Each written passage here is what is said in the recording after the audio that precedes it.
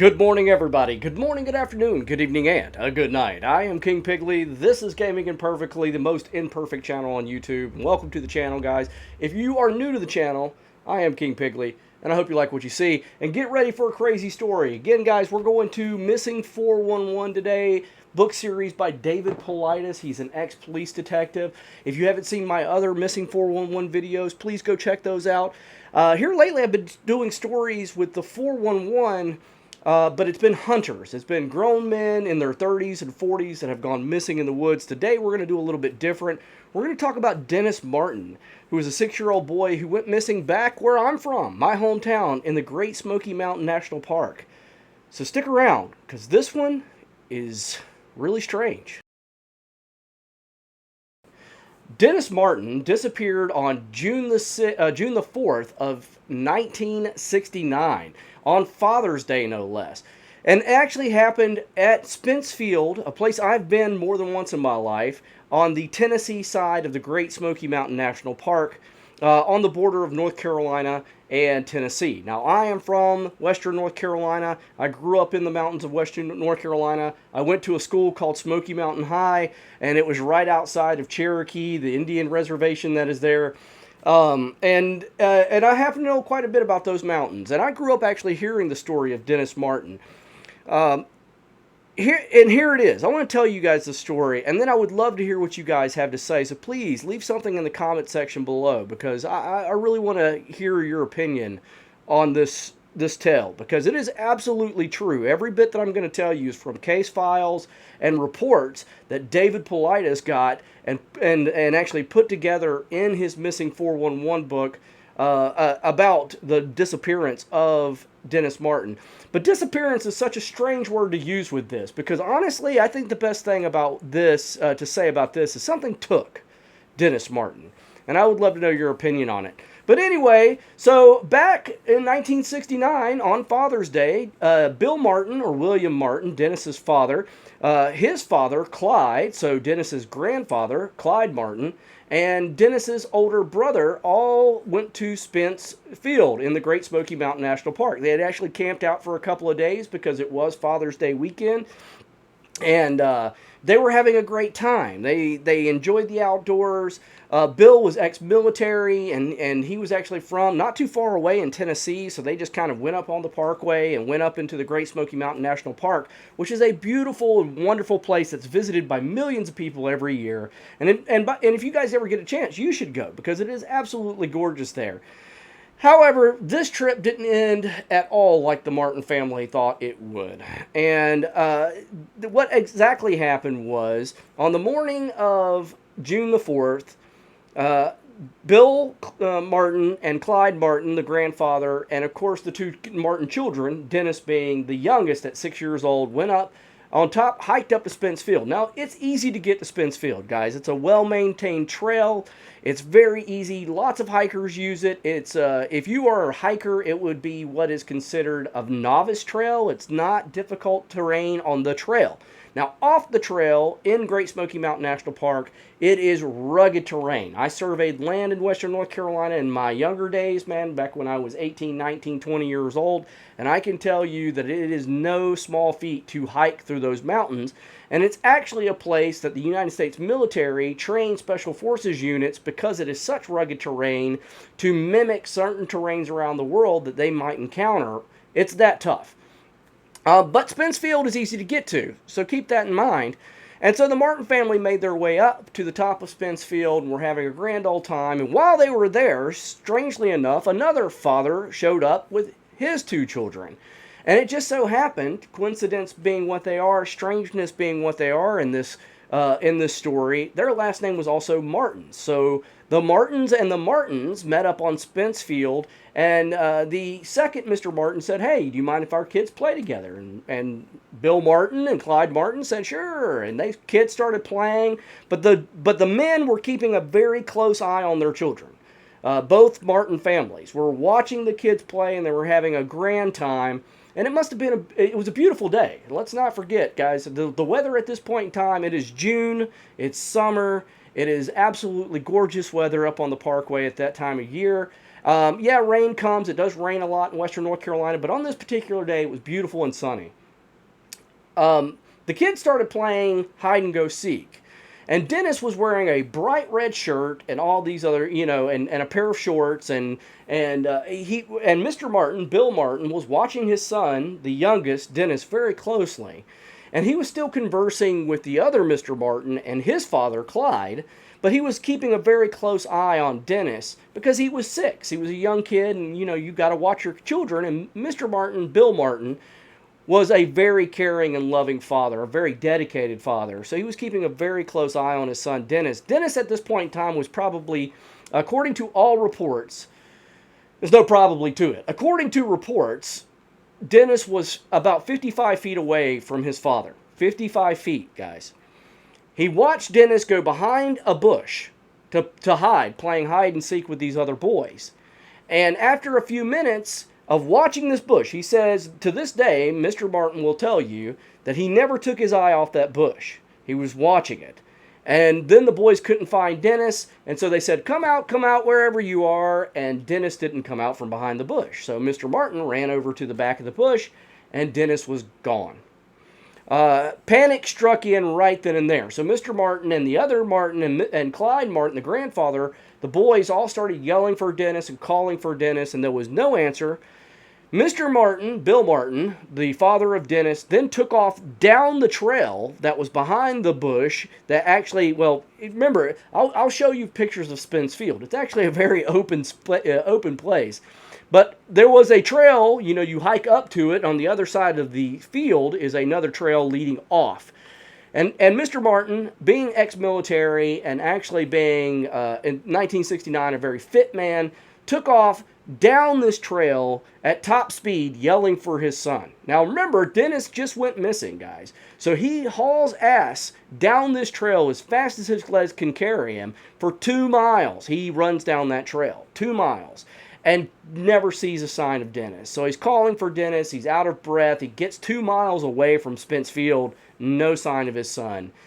At this point in time, terror-stricken, he goes back to Spence Field, tells his father, take the boys, tells Mr. Martin, I need you to go get the park rangers, and I'm going to stay here and look for my son. So the Mr. Martin, who showed up there, who was not kin to Dennis, but just happened to have the last name of Martin, went and got park rangers, and Clyde Martin and the other, Dennis's brother, who was 9 years old at the time, went home. So Mr. Martin stayed there. Park rangers showed up shortly after.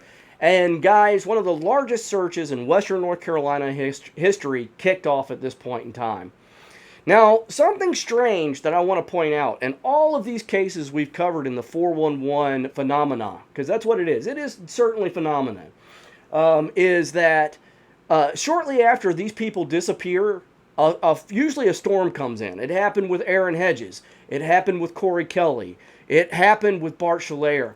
Bad weather always tends to set in after these people go missing. Now, I don't know if it's just coincidental or not, guys, but it seems to happen quite often. And the same thing happens with Dennis Martin, is that all of a sudden, beautiful weather turns to just absolute crap weather, and it rains for days. But let's back up a little bit, because the day he went missing, 6 miles away, there was another family with the last name of Key. Now, I find this also very, very strange. So not only did the Martins meet somebody just, of all the people up on the parkway, remember, millions of people visit western North Carolina, Tennessee, the Great Smoky Mountain National Park every year, guys. Every year. It's one of the most visited national parks in the United States. The chances of you meeting somebody with your exact same name at one location is pretty high.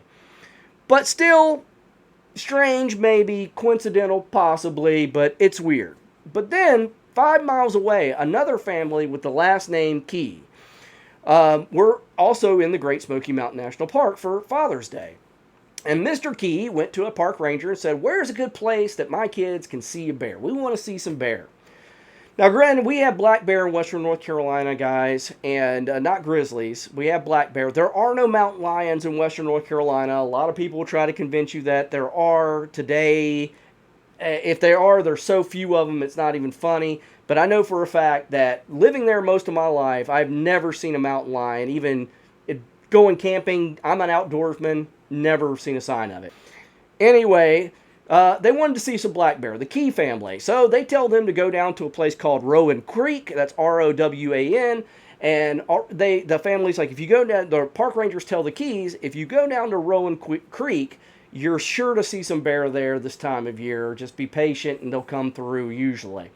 So the family set off to Rowan Creek. Now, they have no clue that about 2 hours earlier, Dennis Martin had gone missing.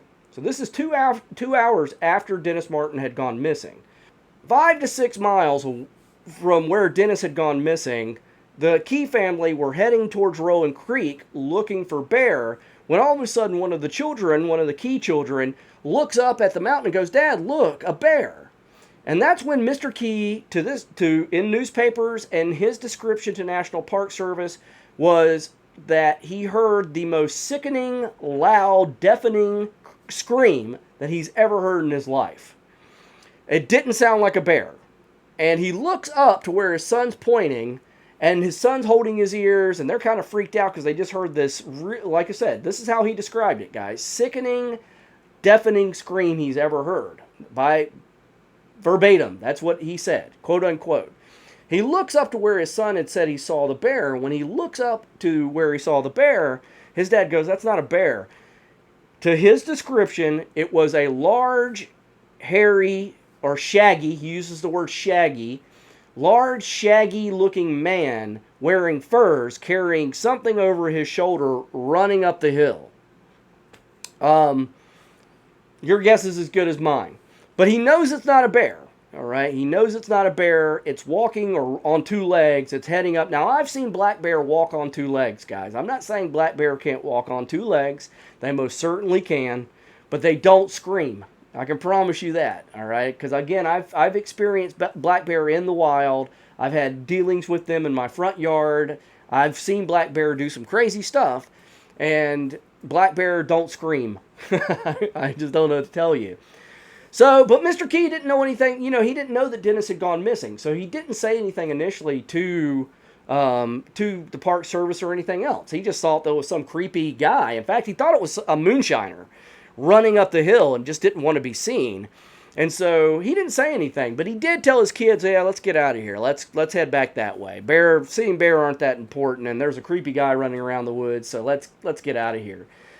He would also say later, Mr. Key would say later, that the thing that this man, this shaggy, fur-wearing man was carrying up the mountain over his shoulder, he thought it was a bag of wool or something, but he didn't think it was a child. All right, but he said he was certainly carrying something over his shoulder. Now, a few days later, like I said, it started to rain, and it really made the search for Dennis Martin extremely difficult. And they searched and they searched. I mean, guys, when I say it was the largest search in Western North Carolina history, I mean it was the largest search in Western North Carolina history. Over 1,400 people came to look for Dennis Martin. They scoured everywhere. And in the few days at the initial onset of the search, they spent hundreds of hours flying helicopters over. On the ground, they brought in dogs, the whole nine. I mean, the whole kit and caboodle, guys, looking for this kid. And there was not a single solitary trace of Dennis. Remember, he's wearing a bright red shirt. He's a 6-year-old kid, all right? Again, my experience growing up in Western North Carolina and hiking those mountains and living there myself and surveying the land, it is rough terrain, guys. And it's very difficult if you're off trail to get any distance away in any period of time. And as soon as Mr. Martin realized that his son went missing, 55 feet away from him behind a bush, he ran 2 miles calling for Dennis and nothing. All right? So, let's fast forward a little bit more. A few weeks into the search, suddenly Green Berets, 40 Green Berets show up, fully armed, okay, for warfare, not search and rescue, fully armed, show up in helicopters. They have their own private channels. They operate mostly at night. and they do not want to work with anybody else. In fact, they were asked by National Park Service, do you want our help? We can tell you what areas to go and whatnot. They said, no, we work alone. Thank you very much. And they went off into the woods. 40 show up. A week later, another 40 Green Berets show up. So that's 80 Special Forces, guys. Rambo. All right, Green Berets. This is 1969. So these guys are operating the Green Berets. This is at really the down and dirty part of the Vietnam War. So these guys are used to operating in jungle and intense warfare, and they are now searching for a little boy in western North Carolina, but they don't want any help. They're just like, yeah, we'll take care of it ourselves. And again, they're working mostly at night. It makes zero sense. I mean, 0 cents. Now, this is all case report. This is all 100% true. You guys can look this up yourselves, or you can buy David Paulides' books. Guys, I'm not sponsored by David Paulides. I just absolutely believe in what he does, because these are real people. As much as I love telling these stories, one thing we have to remember is that Dennis Martin was a 6-year-old little boy, and he went missing. And he had people that loved and cared for him, and this changed their lives forever. And I think it's important to get the message out about these missing people. That's why I'm telling these stories.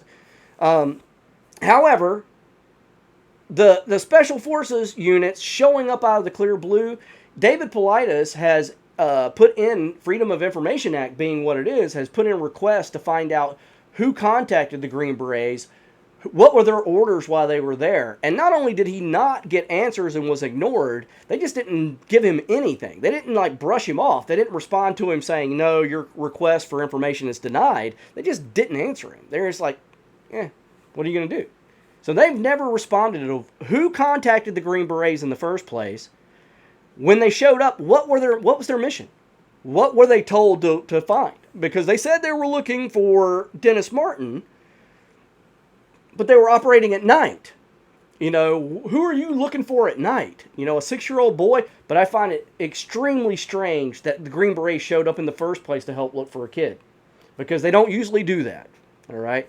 Also, something else strange that happened, and we should certainly take note of this, is that the FBI came in. All right. Now, the FBI does not come and investigate missing person cases unless usually they either cross state boundaries or they suspect foul play in some way, shape, or form. And that is fact. All right. The guy that headed up that area of the FBI, his last name was Ritchie. All right. His first name was Frank. Frank Ritchie was his name. Frank Ritchie eventually went on to kill himself. He and it's a rough job. Investigating missing children and all this stuff, it must have been a hell of a job. Rest in peace, Mr. Ritchie. But he did take his own life eventually. So David Paulides wasn't able to contact him and get information from Mr. Ritchie directly about his time with the FBI. But he did file, again, under the Freedom of Information Act, requests to get the FBI case files, but he was denied. You know, why you would deny anybody access to these cases when you're trying to help people find their loved ones is beyond me. And I think irreprehensible. I mean, I think it's absolutely disgusting. But for whatever reason, the FBI denied access to the Dennis Martin files. So the FBI, once they showed up, this has all been going on for a few weeks now, all right? And in the newspaper, they're running stories about the disappearance of Dennis Martin at Spence Field on Father's Day. And Mr. Keyes, strangely enough, Mr. Key, who had seen the man, the shaggy, fur-wearing moonshiner, running up the hill carrying something that gave off this deafening, blood-curdling scream, suddenly puts 2 and 2 together sitting at home. So he calls the National Park Service and says, hey, I think I have some information that you guys may find valuable. And he says, do you want me to come down there and show you guys where I saw what I saw and this, that, and the other? And the National Park Service says, no, we'll come to you. Completely baffling, guys. I mean, if you're not getting any leads, time is of the essence. Anytime a person goes missing, any person, adult or child, time is of the essence. The longer the search goes on, the less likely you are to find this person alive. It becomes more of a body recovery other than a search and rescue. And by this time, they had no leads, according to what they were saying, according to everything that they were putting out, all the information, no leads, no nothing. And so when Mr. Keys contacted the National Park Service and said, hey, do you want me to come up there and show you where I saw what I saw and this, that, and the other? They said, no, we will come to you and take your statement. And that's exactly what they did. And that didn't sit right with him. So he actually reached out to the Knoxville Herald, which is a local paper in Knoxville, Tennessee, and told them what he had seen. And so the paper said, well, we'll run the story. Now, if you read what the story said, they left out Shaggy, that he was carrying something. They left out a lot, but they did say that he saw a man in the area of Rowan Creek, which was 5 to 6 miles away from Spence Field, where Dennis Martin went missing 2 hours after Dennis Martin went missing. And lo and behold, Mr. Martin, who also lives in that area, who was sitting at home, by this time, the search was dying down. It had been going on for weeks. The first 12 days of the search, Dennis Martin's father, Bill Martin, didn't leave Spence Field. He was so desperate, he even went and dug up the bush that Dennis was hiding behind, and some crazed idea that maybe he was under there, like under the bush, in the ground. How desperate does a father have to be? Guys, this is heartbreaking, because I am a father. And someday some of you who aren't fathers or mothers right now may be, and I surely hope that you never have to experience what Mr. Martin, I hope I never have to experience what Mr. Martin, I can't imagine. And on Father's Day to lose your child like this.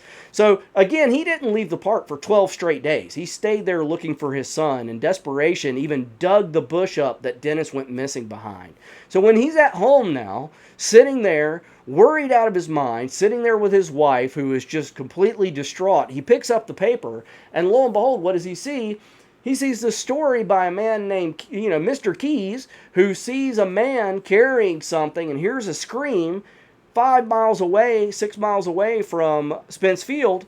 And so he's livid. I mean, Mr. Martin is furious, guys. So he calls up the National Park Service and is like, hey, why am I hearing about this in the paper? Why didn't you tell me about this man's report? Did you know about this? And they were like, yeah, we knew about it. And he was like, well, why didn't you tell me?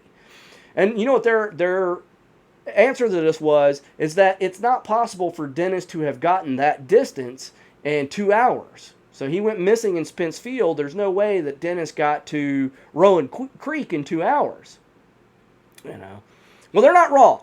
I'll tell you this. There's no way for a 6-year-old child on foot to go from Spence Field to Rowan Creek. There's absolutely no way. But Mr. Martin proved something very valuable here, guys. He went back to Spence Field, to the bush that he had dug up, to the spot where he had dug a hole looking for his son, and he headed to Rowan Creek on foot himself. And it took Mr. Martin, who was a grown man and very healthy at the time, an hour and a half from Spence Field to Rowan Creek. He could absolutely make it in the time. So Mr. Keys might have seen the person or whatever that took his son Dennis. And he was livid about this. So he brought this back up. By this time, the search had been called off, guys. The Green Berets had left without any explanation. They didn't say all they said was they didn't find Dennis. They got back in their helicopters. They packed up their camp where they were staying, and they left. The FBI said that they could find no evidence of foul play and nothing that concerned them, so they packed up and they left. The National Park Service has limited resources, and so after a while they called off the search, and any private citizens that were still searching for Dennis were then told to leave the park because, and I'm not joking about this, because they had been trampling the undergrowth and the nature in the national park, and they were disrupting and disturbing the natural ambiance of the national park. They were destroying the land, from what they said. They were tromping on the undergrowth, and they were destroying habitat, which is far more important than a 6-year-old boy's life, right? This is irreprehensible, guys. I mean, I cannot understand remotely the pain that Mr. Martin must have been experiencing when they told him that they were calling off this search because they didn't want people stepping on plants. After he found Mr. Key's story in the paper, he went back to the National Park Service, and like I said, he raised pure heck with these guys. Just let them have it, and was truly upset, and rightly so. But then he demanded that he's like, I got 200 men right now that want to come back in here and help me search that area of Rolling Creek and everywhere else. I'll bring them in. They were like, no, you can't do that. They said they would authorize him bringing in 25 people. Because again, they didn't want the natural habitat in the Great Smoky Mountains to be disturbed by a group of people walking through the backcountry. Mr. Martin never moved from his house in Tennessee where he lived, and he always never gave up hope of finding Dennis. But as of now, which is obviously November of 2020, Dennis Martin's case remains unsolved, and they have never found a single shred of evidence of Dennis Martin. It is absolutely baffling, guys. How a kid is 55 feet away from his father, goes behind a bush, and never comes back out again is beyond me. What did the Key family do? The Keys actually hold the key to this case? Highly possible. And that's also strangely coincidental that their name is Key, and that the Martins met the Martins on top of Spence Field. Very, very strange. There's so many weird aspects to this. There's tons of theories, of course, as to what happened, guys, and I allow you to please form your own opinions of what happened. More importantly, do more research. Look into Dennis Martin's case if it interests you at all, and form your own opinion, not just from this video, but from others. And again, check out David Paulides. He has his own YouTube channel. It's called the Can-Am Project here on YouTube. Not only that, but again, I'll put links in the description below to his YouTube channel, and also where you can buy the books by David Paulides, the Missing 411 books. There you go. And like I said, I really appreciate that David Paulides is doing this, because it's important, guys. It's absolutely important that these people are not forgotten, that Dennis Martin isn't forgotten. Something took that kid in the Great Smoky Mountain National Park. And to this day, it remains a mystery, and maybe it always will. But it still doesn't mean that we should forget Dennis or the pain that his family went through, because their lives were irreparably damaged and changed from the loss of their son.